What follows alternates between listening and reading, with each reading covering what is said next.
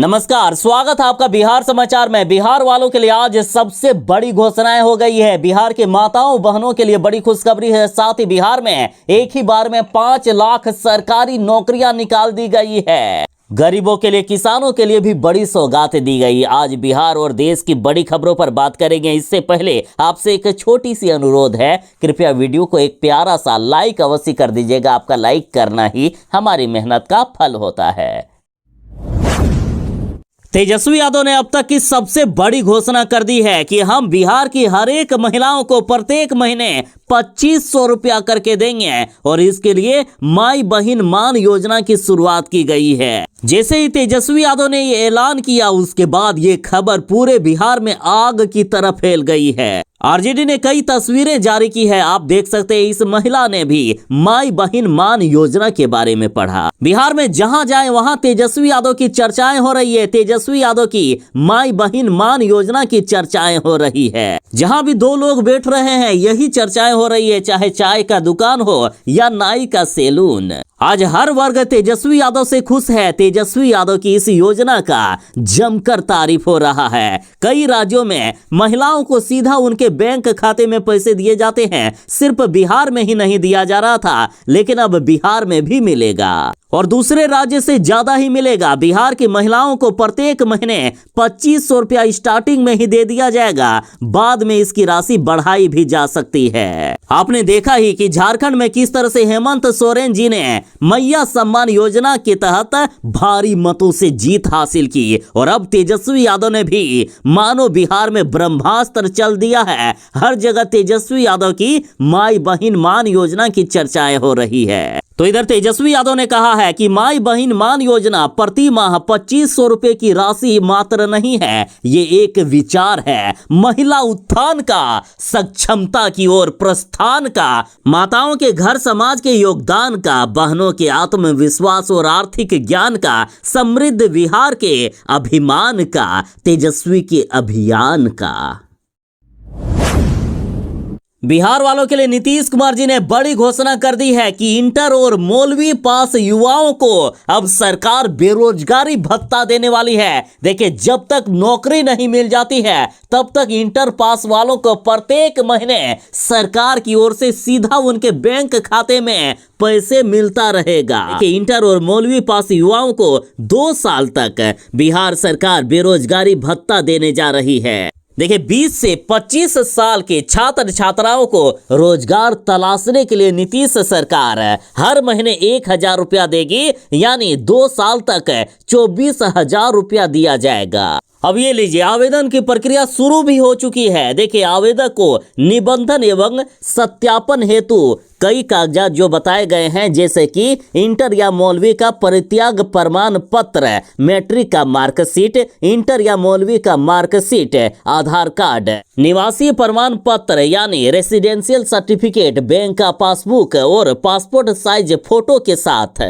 जिला निबंधन एवं परामर्श केंद्र राजकीय पॉलिटेक्निक कॉलेज गया में लेकर आना अनिवार्य है, जिसे सत्यापन के पश्चात छाया प्रति रखते हुए मूल प्रति हाथों हाथ वापस कर दिया जाएगा। बाकी इस योजना के बारे में विस्तृत जानकारी के लिए आप टेलीफोन नंबर 7858872903 या फिर 0631405512 पर संपर्क कर सकते हैं।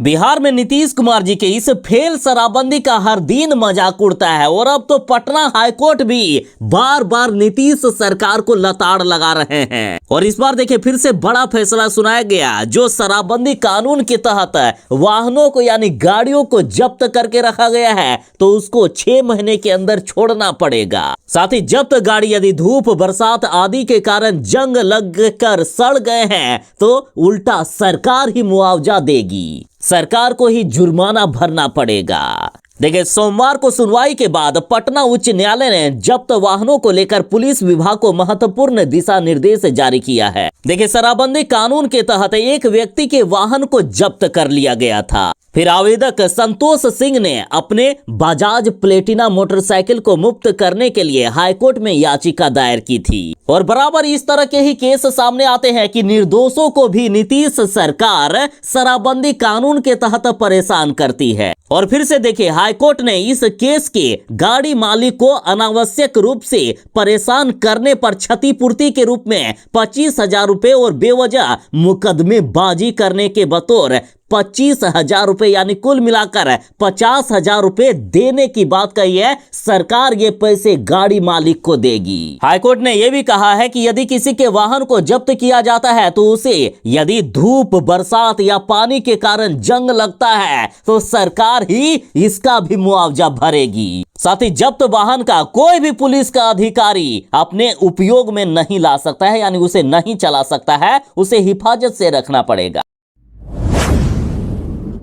बिहार में अब हर किसी को पीएम आवास मिलने वाला है। साथ ही सरकार ने अब बड़ा फैसला किया कि अब रेटिना की जांच करके यानी आंख का स्कैन करने के बाद ही पीएम आवास मिलेगा। अब लोगों के घर घर तक सरकार की टीम जाएगी और उनकी आंखों की रेटिना को स्कैन करेगी और ये पता लगाएगी कि किनको किनको आवास नहीं मिला है। जिनको आवास नहीं मिला है उनको यथाशीघ्र आवास मिलेगा। साथ ही एनडीए सरकार ने खुद नीतीश कुमार जी और बीजेपी के नेताओं ने ऐलान किया है कि बिहार विधानसभा चुनाव से पहले बिहार के हर एक परिवार को पीएम आवास मिल जाएगा जिनको आवास अभी तक नहीं मिला है। देखिए, प्रधानमंत्री आवास योजना ग्रामीण के तहत जिन लोगों को आवास मिलेगा उनके आंखों की रेटिना की जांच होगी ताकि लाभुकों के चयन में किसी प्रकार की कोई भी धांधली ना हो सके। सरकार ने कहा है कि घर घर जाकर लाभुकों की पहचान संबंधित कर्मी द्वारा की जाएगी। इसी के आधार पर लाभुकों की नई सूची बनाई जाएगी।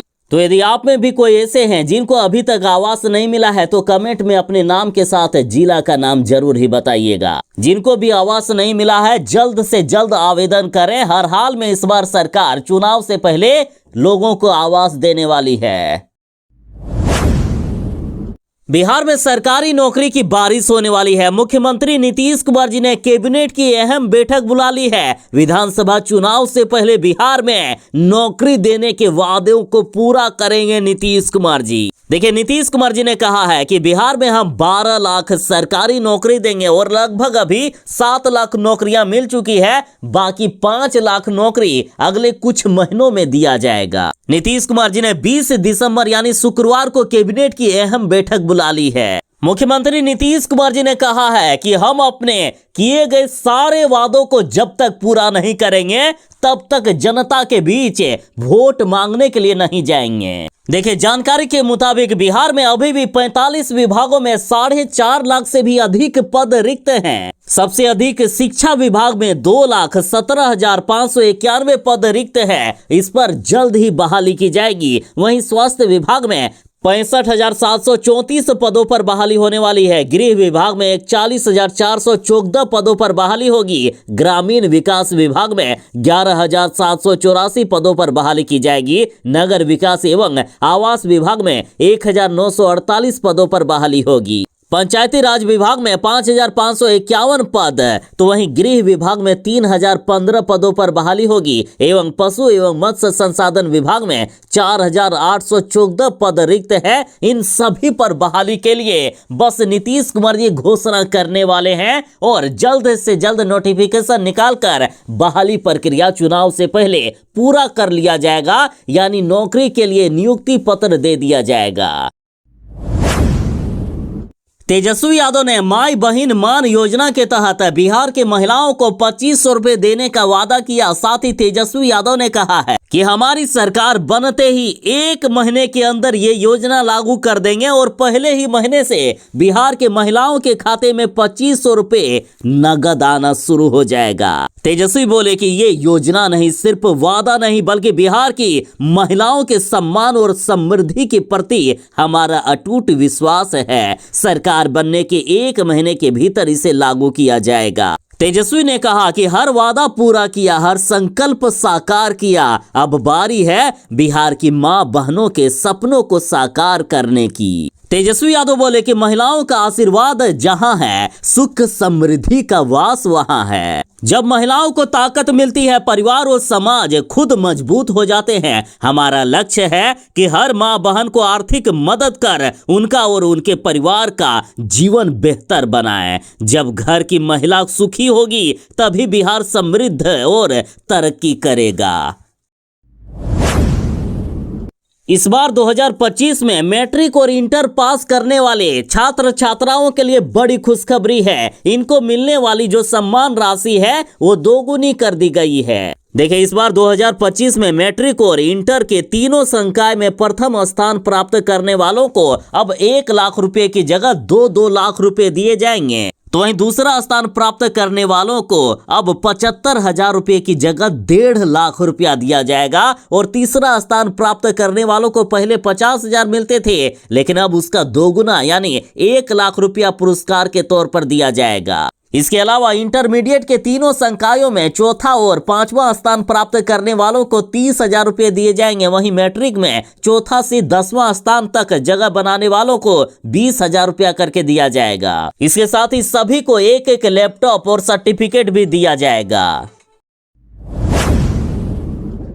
यदि आपके पास भी राशन कार्ड है तो चाहे आप बिहार में रहते हो या किसी भी अन्य राज्य में, आपका राशन कार्ड बंद होने वाला है। देखिए, सरकार ने बड़ी घोषणा कर दी है कि जिनका भी 31 दिसंबर 2024 तक राशन कार्ड का ई-केवाईसी नहीं होगा, उनका राशन कार्ड हमेशा के लिए परमानेंट रूप से बंद कर दिया जाएगा। साथ ही आपके परिवार में जितने सदस्यों का ई-केवाईसी होगा, उतने का ही नाम आगे रहेगा, बाकी का नाम काट दिया जाएगा। आप चाहें तो ऑनलाइन माध्यम से भी ई-केवाईसी करवा सकते हैं या फिर नजदीकी के पीडीएस की दुकान पर जहां से आपको राशन मिलता है वहां जाएं और वहां पर जाकर ई-केवाईसी प्रक्रिया पूरी करें, तभी आपका राशन कार्ड बचेगा, वरना राशन कार्ड को हमेशा के लिए बंद कर दिया जाएगा। फिर से बता देता हूं कि 31 दिसंबर 2024 तक लास्ट डेट है। आपको आधार कार्ड और राशन कार्ड लेकर जाना पड़ेगा।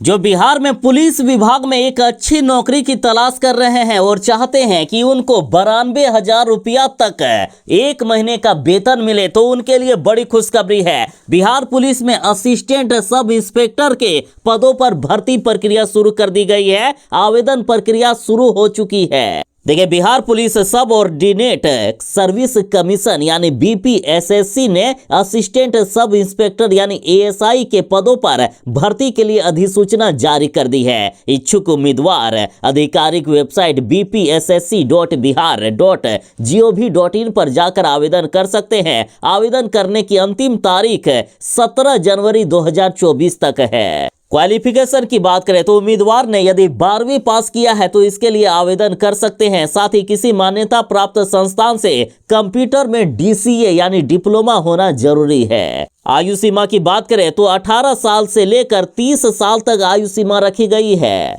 सैलरी पे लेवल 5 के अनुसार दिया जाएगा। 92,300 रुपया तक सैलरी बढ़ सकता है। 14 दिसंबर से ही आवेदन प्रक्रिया शुरू है। 17 जनवरी 2024 तक लास्ट डेट रखा गया है। बीजेपी वालों ने बड़ी घोषणा कर दी है। खुद अमित शाह ने कहा है कि इस बार बिहार के मुख्यमंत्री नीतीश कुमार नहीं बनेंगे। लेकिन सियासी जानकारों का कहना है कि अमित शाह चाह भी ले कि नीतीश कुमार जी मुख्यमंत्री नहीं बनेंगे, फिर भी नीतीश कुमार को मजबूरी में देना होगा बिहार की कुर्सी। बिहार में इच्छा त्याग से पहले बीजेपी का सपना बेकार है कि उनका मुख्यमंत्री बिहार में बन सकता है। साथ ही बीजेपी को एक डर यह भी है कि नीतीश कुमार जी पलटी मार सकते हैं। यदि हम थोड़ा सा इधर उधर करें तो नीतीश कुमार जी चले जाएंगे तेजस्वी के साथ और वहां जाकर मुख्यमंत्री बन जाएंगे। लेकिन नीतीश कुमार के सामने एक मजबूरी ये भी है कि नीतीश कुमार जी ने कहा था कि हम इस बार तेजस्वी यादव को मुख्यमंत्री बनाएंगे यदि महागठबंधन में रहे तो आखिर हुआ क्या है जान लीजिए। बिहार में कड़ाके की ठंड पड़ी हुई है, लेकिन बिहार का सियासत गर्मा गया है। देखिए, केंद्रीय मंत्री अमित शाह जी ने कहा है कि बिहार में एनडीए के सीएम फेस का फैसला संसदीय बोर्ड और संबंधित दल लेंगे, यानी नीतीश कुमार ही अगले बार सीएम बनेंगे, ये तय नहीं हुआ है। साथ ही अमित शाह जी ने कहा है कि महाराष्ट्र में अधिक सीटें मिलने पर ही भाजपा के देवेंद्र फडणवीस सीएम बने। यानी बिहार में यदि नीतीश कुमार जी इस बार कम सीट लाते हैं तो उनको मुख्यमंत्री नहीं बनाया जाएगा। अमित शाह के इस बयान के बाद बिहार में हड़कंप मच गया है। जमीन से जुड़ी समस्या से निपटने के लिए पटना में राजस्व एवं भूमि सुधार विभाग की अहम बैठक हुई है। साथ ही कई बड़े निर्णय लिए गए हैं। देखिए, यदि किसी के पास अपने जमीन का कोई भी कागजात नहीं है, लेकिन वे पिछले 50 सालों से या पिछले कई पीढ़ियों से उस जमीन पर रह रहे हैं, तो उनका जमीन उन्हीं का रहेगा। सरकार उनसे जमीन नहीं छीनेगी। देखिए, बड़ी राहत दी गई है कि जिनका 50 साल या उससे अधिक समय से यदि किसी जमीन पर कब्जा है, वो भी बिना किसी विवाद का, तो ऐसे लोगों का नाम सीधा जमीन सर्वे की लिस्ट में चढ़ा दिया जाएगा। साथ ही यदि किसी परिवार का कागजात खराब हो गए हैं, चाहे दीमक लग जाने के कारण या फिर आग लगी के कारण या फिर बाढ़ या किसी भी कारण से यदि जमीन के कागजात खराब हो गए हैं, तो उनको भी परेशान नहीं होना है। यदि उनके जमीन से संबंधित कागजात सरकार के अभिलेखागार में भी नहीं मिल रहे हैं, तो ऐसे लोगों का नाम भी सीधा जमीन सर्वे की लिस्ट में चढ़ा दिया जाएगा। यानी इनको उस जमीन का मालिकाना हक दे दिया जाएगा। साथ ही यदि किसी परिवार का किसी जमीन पर कब्जा है और कोई भी जमीन संबंधित रसीद भी नहीं कट रहा है, तो उसे उस भूखंड पर यदि शांतिपूर्ण तरीके से कब्जा करके रखे हुए हैं, तो सरकार मानेगी कि वो जमीन उन्हीं का है और उन्हीं के नाम पर सर्वे करते हुए वो जमीन लिख दिया जाएगा। साथ ही वंशावली यदि बनाना चाह रहे हैं, तो वंशावली अब खुद बनाकर सेल्फ अटेस्टेड करके आप जमा कर सकते हैं। किसी गेजेटेड ऑफिसर से साइन कराने की जरूरत नहीं पड़ेगी। तो इस तरह से कई बड़े फैसले ले लिए गए हैं। जहां भी दिक्कत थी उस नियम को बदल दिया गया है। पूरे देश में one nation one election bill pass हो रहा है। ये अब कानून बनने वाला है। तो इधर तेजस्वी यादव ने इस कानून का विरोध कर दिया और इसे आरएसएस का एजेंडा बताया है। देखिए, केंद्र सरकार ने बीते दिन one nation one election bill को लोकसभा में पेश कर दिया। बिल के पक्ष में 269 वोट पड़े, जबकि 198 सांसदों ने विपक्ष में वोट किया है। यानी वन नेशन वन इलेक्शन के लिए ज्यादा वोट पड़े हैं। यानी ये अब कानून बनकर पूरे देश में लागू होने वाला है। वोटिंग के बाद इस बिल को जेपीसी के पास भेज दिया गया है। बिल के पेश होने के बाद इसको लेकर देश में सियासत शुरू हो गई है। तो इधर तेजस्वी यादव ने बीजेपी पर हमला बोलते हुए कहा कि केंद्र की नरेंद्र मोदी सरकार पूरे देश में आरएसएस का एजेंडा लागू करना चाहती है। बिहार जैसे प्रदेश में जब चुनाव आयोग एक साथ चुनाव करा ही नहीं सकता है, तो पूरे देश में एक साथ चुनाव कैसे संभव है। 23 दिसंबर से शुरू होगी मुख्यमंत्री नीतीश कुमार जी की प्रगति यात्रा। फर्स्ट फेज में 5 जिलों का करेंगे यात्रा। देखिए, 23 दिसंबर को मुख्यमंत्री नीतीश कुमार जी पश्चिमी चंपारण से यात्रा की शुरुआत करेंगे। 24 दिसंबर को पूर्वी चंपारण में रहेंगे। 25 दिसंबर को पटना में यात्रा करेंगे। 26 दिसंबर को मुख्यमंत्री जी शिवहर और सीतामढ़ी में अपनी यात्रा करेंगे और 27 दिसंबर को मुजफ्फरपुर पहुंचेंगे। आखिरी चरण यानी 28 दिसंबर को वैशाली में नीतीश कुमार जी की यात्रा रहेगी। पहले नीतीश कुमार जी की यात्रा का नाम महिला संवाद यात्रा था, जिसे कैंसिल करके अब नया नाम दे दिया गया है। अब यात्रा का नाम बदलकर प्रगति यात्रा कर दिया गया है। नीतीश कुमार जी ने अपनी यात्रा का नाम बदलकर महिला संवाद यात्रा से अब बिहार प्रगति यात्रा कर लिया है। तो इस पर तेजस्वी यादव ने कहा है कि नीतीश कुमार जी मानसिक रूप से अशांत व अस्थिर हो गए हैं। एक ही यात्रा का नाम बदल चुके हैं कई बार। और साथ ही तेजस्वी यादव ने सवाल किया है कि जब जनता से संवाद करना ही नहीं है, तो उड़न खटोले से यात्रा करके अधिकारियों संग चाय पानी में अरबों रुपए खर्च आखिर क्यों कर रहे हैं आप। तेजस्वी यादव ने सवाल किया है, क्या किसी संवाद में गरीब राज्य का यानी जनता का 2 अरब 25 करोड़ 78 लाख रुपए अल्पाहार और सोशल मीडिया के प्रचार में खर्च करना क्या जायज है? क्या यह यात्रा अधिकारियों को लूट की छूट यात्रा नहीं है? क्या नीतीश कुमार जी आप इस यात्रा में वो घर घर मिल रही शराबबंदी में पुलिस की मिलीभगत तथा शराबबंदी की विफलता की प्रगति की समीक्षा करेंगे? क्या ये मुख्यमंत्री की थानों और ब्लॉक में व्याप्त भ्रष्टाचार की प्रगति को गति देने की यात्रा है? बाकी आप नीतीश कुमार की यात्रा के बारे में क्या सोचते हैं, कमेंट में जरूर बताइएगा। अब ये आरजेडी वाले मंदिर और मस्जिद को भी नहीं छोड़ रहे हैं। देखिए, आरजेडी विधायक फतेह बहादुर ने विवादित बयान देते हुए कहा कि मंदिर का रास्ता अंधविश्वास, पाखंड और मूर्खता की ओर ले जाता है। आरजेडी ने कहा है कि हमें मंदिर मस्जिद नहीं जाना चाहिए, हमें धर्म स्थल नहीं जाना चाहिए, क्योंकि ये रास्ता अंधविश्वास, पाखंड तथा मूर्खता की ओर लेकर जाता है। आज समाज में दो रास्ते हैं कि लोग अपने बच्चों को मंदिर या मस्जिद भेजे या फिर स्कूल में भेजे, क्योंकि मंदिर अंधविश्वास, पाखंड को बढ़ावा देता है, जबकि स्कूल हमें तर्कपूर्ण ज्ञान, वैज्ञानिकता और जीवन में बदलाव की ओर ले जाता है। इन्होंने यहाँ तक कहा है कि किसी भी धर्म ग्रंथ में हिंदू नाम भी प्रयोग नहीं किया गया है, हमें शूद्र कहा गया है। इन्होंने कहा कि अब आपको चुनना है कि आप अपने बच्चों को स्कूल भेजेंगे या फिर मंदिरों में भेजेंगे।